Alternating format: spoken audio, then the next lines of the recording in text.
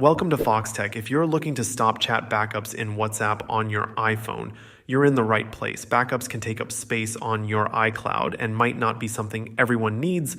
So today, I'll show you exactly how to disable and delete those backups from both WhatsApp and iCloud.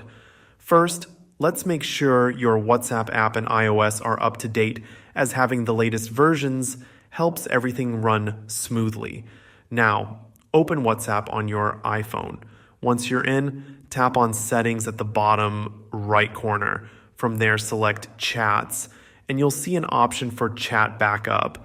Tap on Chat Backup, then look for Auto Backup. Set this to off, and just like that, WhatsApp will no longer create automatic backups of your chats. This is a quick way to prevent new backups from being saved. If you also want to delete any existing WhatsApp backups from iCloud, that's just a few steps away. Head over to your iPhone's main Settings app and tap on your Apple ID at the top of the screen. Next, select iCloud and scroll down to Manage Storage. In Manage Storage, find WhatsApp Messenger and tap on it.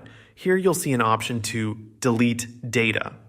This will remove any previously stored backups from iCloud, freeing up space and ensuring no past conversations remain saved. As a final step, you might want to uncheck WhatsApp from your iCloud settings so it won't sync with iCloud in the future. This will give you peace of mind that no backup data from WhatsApp will get saved to iCloud going forward. And that's all there is to it. With these steps, you've turned off automatic backups and removed any existing ones from iCloud. Thanks for watching. If you found this guide helpful, don't forget to like this video and subscribe to Foxtecc for more iPhone and WhatsApp tips. See you later.